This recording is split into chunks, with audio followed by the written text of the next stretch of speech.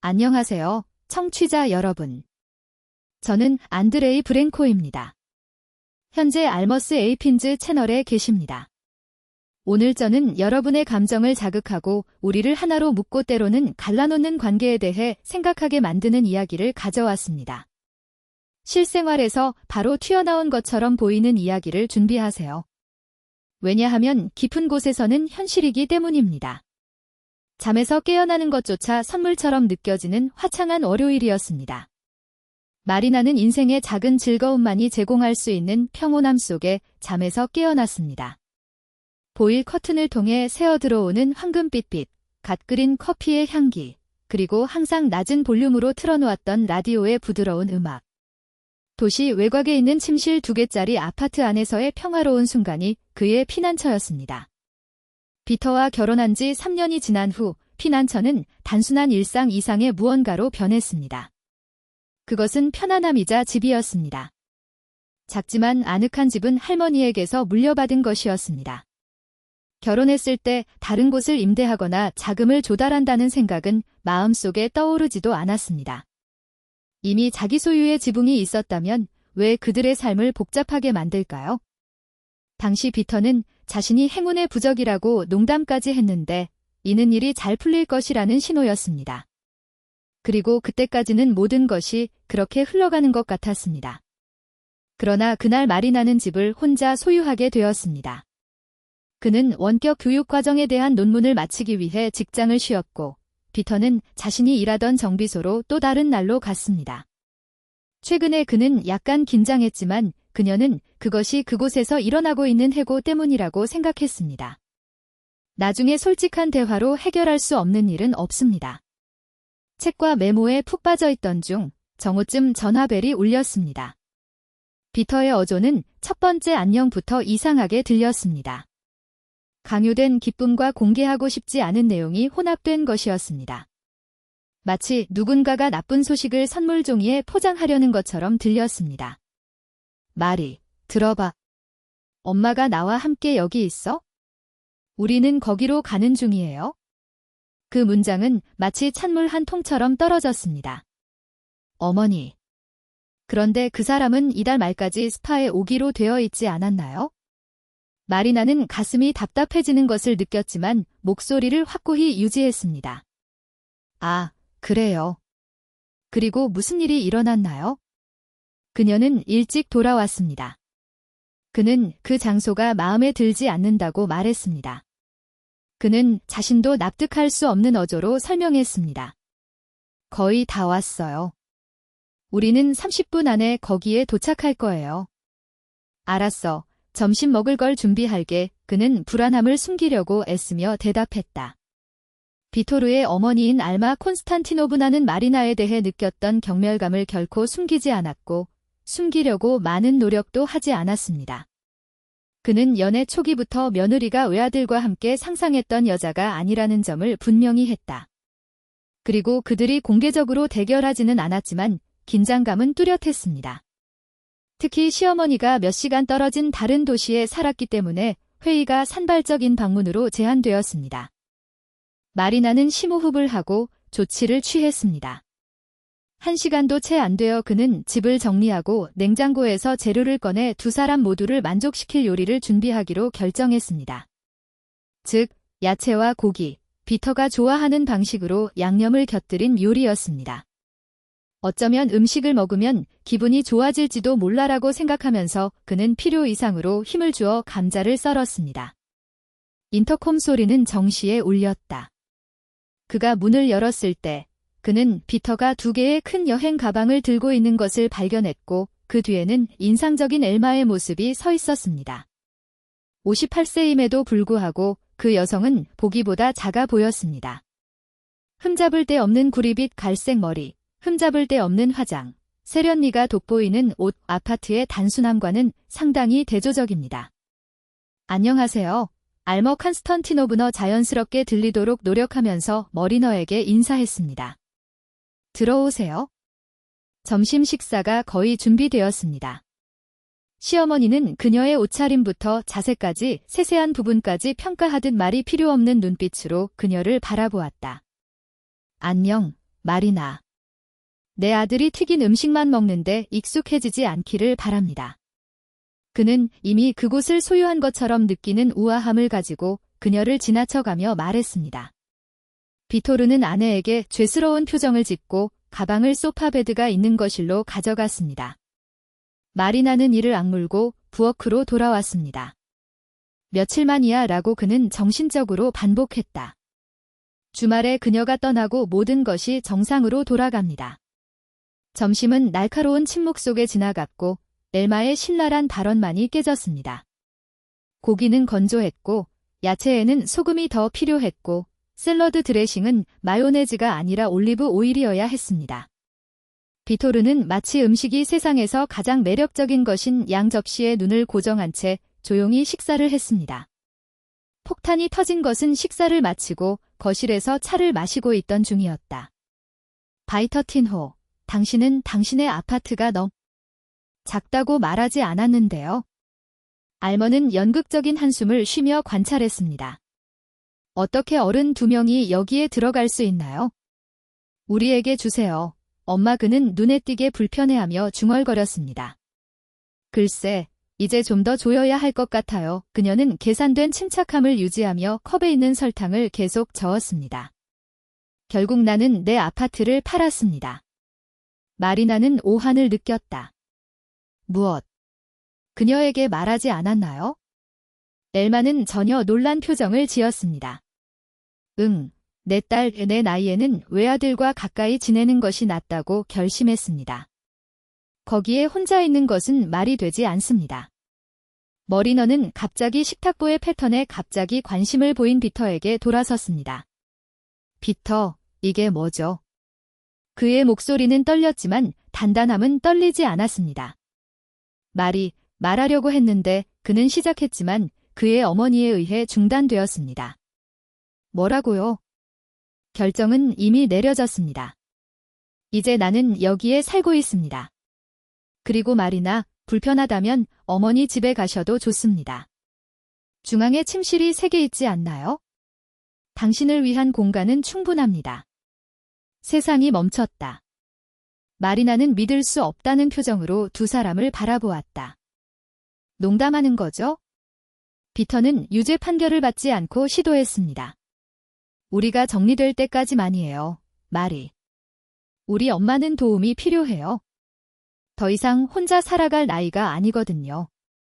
당신의 어머니는 58세입니다. 마리나가 폭발했습니다. 그녀는 여전히 집을 부양하고 손주들을 돌보는 직장 동료 부모님의 절반도 안 되는 나이입니다. 내 아들에게 소리 지르지 마세요. 엘마가 끼어들어 처음으로 목소리를 높였습니다. 그 말이 맞아요. 어머니에게는 자녀가 필요합니다. 그리고 솔직히 말해서 당신은 그가 오랫동안 이 작은 상속받은 집에서 사는 것을 참아준 것에 감사해야 합니다. 모든 사람이 이런 상황을 받아들이는 것은 아닙니다. 이 작은 집은 내 것입니다. 마리나는 손이 얼얼해지는 것을 느꼈습니다. 그리고 나는 아무데도 가지 않을 것입니다.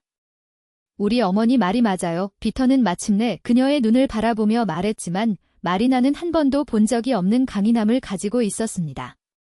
어머니 집으로 가셔야 해요. 우리가 뭔가를 알아내기 전까지는 일시적일 뿐입니다. 그녀는 두 사람 사이를 번갈아 바라보며 마치 그들 중 한 사람이 터져나오며 그것은 모두 나쁜 농담이었다고 말할 것을 기대하는 것처럼 그들을 바라보았습니다. 진심인가요? 그의 목소리는 약했다. 여기가 내 집이에요. 나는 주인이다. 그냥 나를 쫓아낼 수는 없어요. 추방. 정말 추악한 말이군요. 엘마는 어깨를 으쓱했습니다. 아무도 누구도 추방하지 않습니다. 하지만 솔직하게 말하면 이곳은 그리 많지 않습니다. 꼭 필요한 일이 아니었다면 우리는 여기에 발을 디디지도 않았을 것입니다. 더 나은 것을 찾을 때까지 혼자 지내자.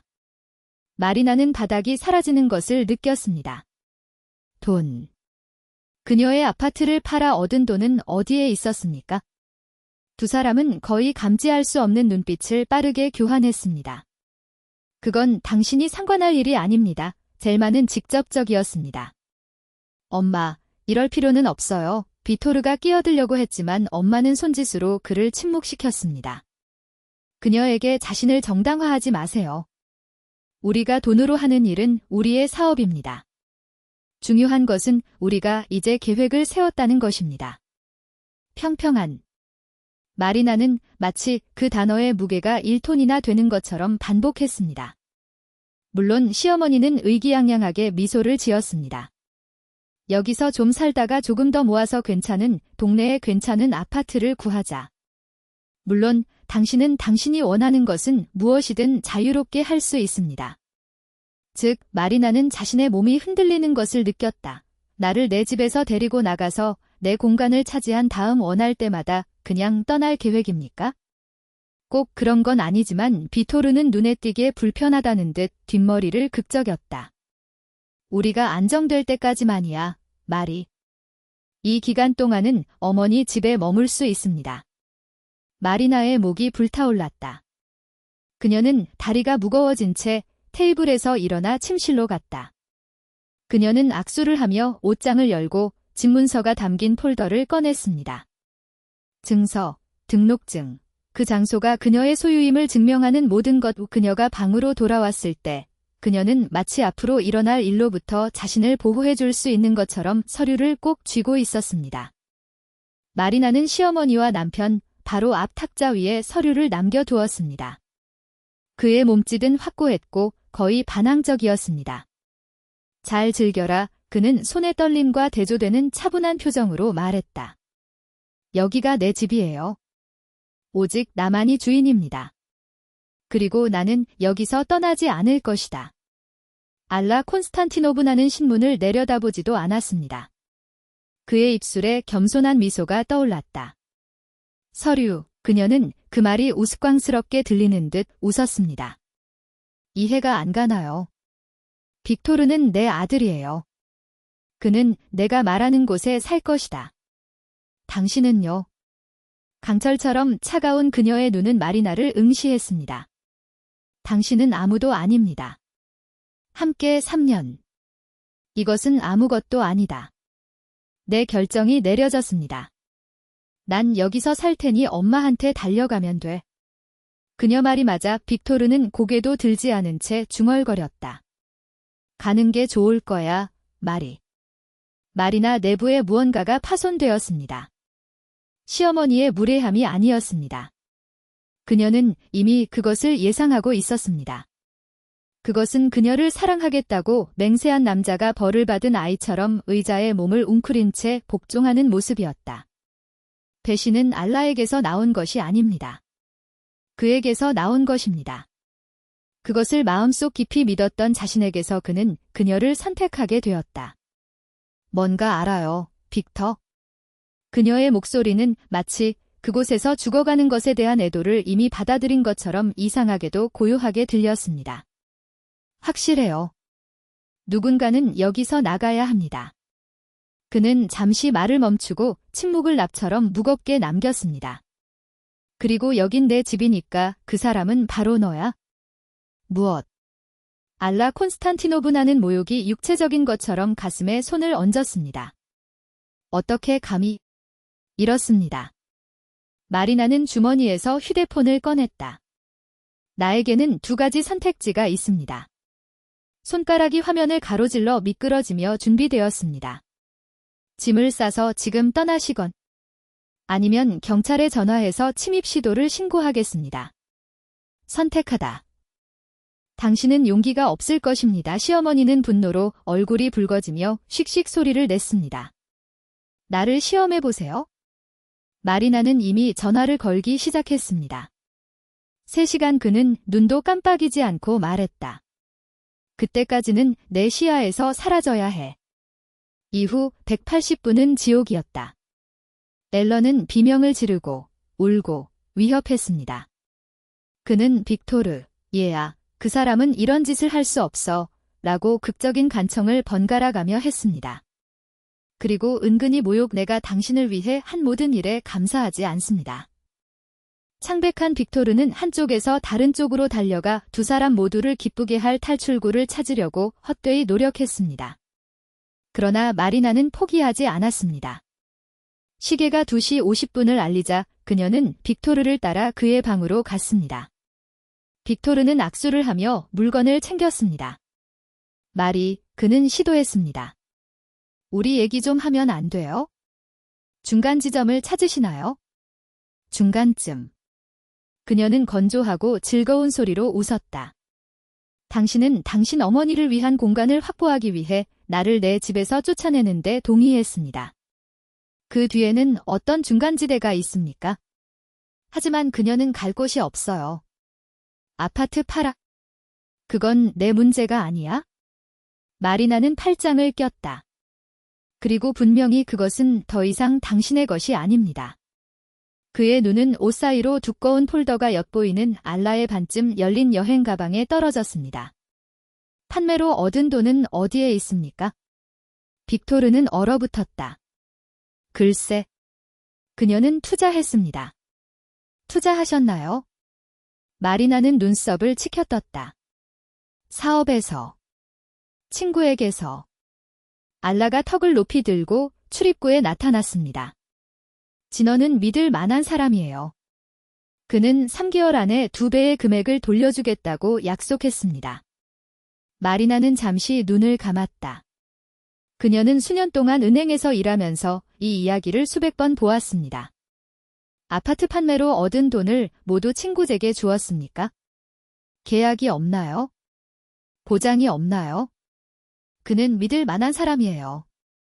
앨런은 마치 그녀의 목소리의 힘이 거짓말을 진실로 만들기에 충분한 것처럼 반복했습니다. 물론. 마리나는 한숨을 쉬었다. 즉, 당신은 한 푼도 없습니다. 뒤따른 침묵은 충분한 대답이었다.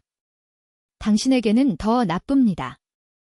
그녀는 거실로 돌아왔고 벽에 걸린 시계는 마감일의 끝을 표시하고 있었습니다. 시간이 다 됐어요. 앨런은 마지막 공격을 시도했습니다. 빅터, 뭐라고 말해보세요. 그녀는 우리를 거리로 내쫓을 수 없습니다. 하지만 빅토르는 고개를 숙이고 패배했습니다. 그럴 수 있어요, 엄마. 그리고 그것은 간다. 마리나는 결단력 있는 몸짓으로 문을 열었다. 안녕히 가세요. 날카로운 딸깍 소리와 함께 문이 닫혔다. 밖에서 그는 앨러가 아들에게 속삭이는 소리를 들었습니다. 걱정하지 마세요, 비셔. 우리는 돌아왔다. 이 배은망덕한 여자는 우리에게서 벗어날 수 없습니다. 3개월 후 별다른 팡파르 없이 이혼이 마무리됐다. 빅터는 아무것도 이의를 제기하지 않았습니다. 결국 공유할 내용이 아무것도 없었기 때문입니다. 머리너가 서로 친구로부터 발견한 것처럼 진어의 투자는 앨러가 돈을 넘겨준 날 사라졌습니다. 그 친구는 사라졌고 경찰은 증거불충분으로 수사조차 하지 않았다. 빅토르와 그의 어머니는 외곽에 있는 공화국의 작은 방을 빌렸습니다. 앨런은 슈퍼마켓 계산원으로 일했습니다. 빅터는 계속해서 기계공으로 일했지만 이제 그의 월급의 절반이 임대료로 지출되었습니다. 머리너는 은행을 떠나 빅터가 오래된 건물 앞 벤치에 앉아있는 것을 우연히 발견했습니다. 그는 말랐고 눈 밑에 다크서클은 깊었습니다. 안녕하세요. 그녀가 다가가자 그는 자리에서 일어나 말했다. 통화할 수 있나요? 마리나는 망설였다. 그녀의 일부는 그가 존재하지 않는 척하고 싶었습니다. 그러나 또 다른 부분, 한때 배가 아플 때까지 웃게 만들었던 남자를 아직도 기억하는 부분은 다음 벤치로 손을 흔들었습니다. 5분. 그녀는 거리를 두고 앉아 있었다. 사과하러 왔습니다. 빅토르는 침을 삼켰다. 나는 당신을 배신했습니다. 나는 어머니가 우리 결혼 생활을 파괴하도록 내버려 두었습니다. 변명의 여지가 없습니다. 실제로는 없습니다. 마리나는 무표정하게 앞을 바라보았다. 그것만이 아닙니다.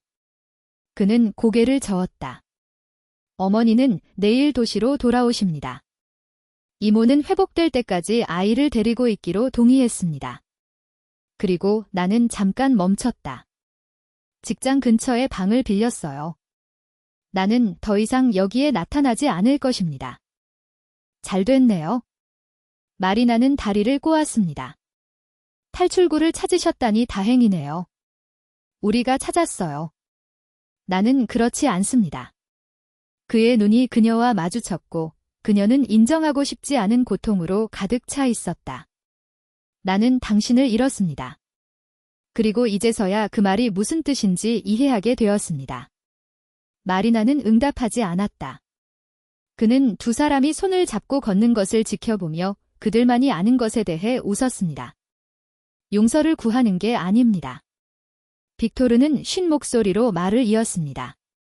두 번째 기회는 아닙니다. 나는 단지 당신이 알아주길 바랐습니다. 나는 내가 한 일을 알고 있습니다. 그리고 매일 후회해요. 그는 떠나려는 듯 일어섰지만 마리나는 손짓으로 그를 막았다. 기다리다. 그녀는 자신이 왜 말을 했는지 몰랐습니다. 차 좀 드실래요? 바로 그거야. 그는 재빨리 덧붙였습니다. 더 이상은 없습니다. 빅토르는 믿을 수 없다는 표정으로 그녀를 바라보았다. 심각한. 5분이에요. 그녀가 반복했다. 그리고 드라마도 없어요? 5년 후, 마리나는 빅토르가 아들에게 연 날리기를 가르치는 것을 시골집 발코니에서 지켜보았습니다. 바람이 색종이를 하늘로 날랐고 아버지의 눈과 어머니의 완고함을 지닌 키가 큰 7살 미샤의 웃음소리가 대기를 가득 채웠습니다. 집안의 부엌에서는 프라이팬 소리가 들려왔다. 이제 백발의 꽃무늬 앞치마를 입은 엘러 칸스턴티노브너는 방해가 되는 남편을 저주했습니다. 니콜라이, 제발 제 길에서 비켜주세요. 점심을 준비하는 동안. 응, 남편. 작년에 그들 근처로 이사한 은퇴 크루즈에서 알고 있던 호라비. 인생은 누구도 예측하지 못한 방향으로 흘러갔습니다. 그 차는 저녁 식사로 바뀌었고, 긴 대화로 바뀌었고, 느리고 고통스러운 화해로 바뀌었고, 마리나와 빅토르는 다시 시작했습니다. 이번에는 환상이 없습니다. 그는 변했습니다. 어머니에게 거절하는 법, 자신의 선택을 받아들이는 법, 진정한 남자가 되는 법을 배웠습니다. 엘러도 동일하지 않았습니다. 돈, 아들, 존엄성 등 모든 것을 잃은 굴욕감이 그녀를 무너뜨리고 예상치 못한 방식으로 그녀를 재건했습니다. 빅토르가 마리나와 다시 재결합하겠다고 발표했을 때 마리나는 수락했을 뿐 아니라 손을 떨면서 말을 더듬으며 사과했습니다. 내가 망쳤어, 마리나. 나는 용서받을 자격이 없지만 미안해. 머리너의 아파트 매각으로 모든 사람을 위한 충분한 공간이 있는 내부 주택의 자금이 조달되었습니다. 은퇴한 앨런은 미스허와 정원을 돌보았습니다. 전직 엔지니어인 니콜라이는 고장난 모든 것을 고쳤습니다. 그리고 앨런은 그것이 항상 그의 잘못이라고 불평했습니다. 때때로 밤에 가족이 거실에 모였을 때 마리나는 이제는 자신감 넘치는 남자가 되어 그녀를 웃게 만들고 어머니와 동등한 입장에서 논쟁을 벌이는 빅토르를 바라보며 그 어두운 시절에 대해 생각하곤 했습니다. 사랑이 진실이라면 어떻게 잿더미 속에서도 다시 태어날 수 있을까요? 하지만 둘 다 그것을 위해 싸울 의지가 있는 경우에만 가능합니다. 그리고 이번에는 아무도 그것들을 집 밖으로 버리지 않을 것임을 그녀는 알고 있었습니다. 그는 예상치 못한 가족에서 자신의 자리를 찾았습니다. 그는 빅터와 함께 차고에서 가구를 만들고 미스허에게 체스를 가르쳤습니다. 가장 귀중한 조각은 시간의 시험을 견디는 것임을 이미 배운 사람의 인내심을 가지고 말입니다. 마리나는 그런 생각에 잠시 빠져들었고 바로 그 순간 말이 필요 없는 자연스러움으로 그녀 옆에 앉은 빅토르가 다가왔다. 그의 팔은 그녀의 어깨를 감싸고 있었고 그녀가 다시는 찾을 필요가 없는 안식처처럼 따뜻하고 단단했습니다. 무엇에? 그는 이미 답을 알고 있다는 듯 조용히 물었다.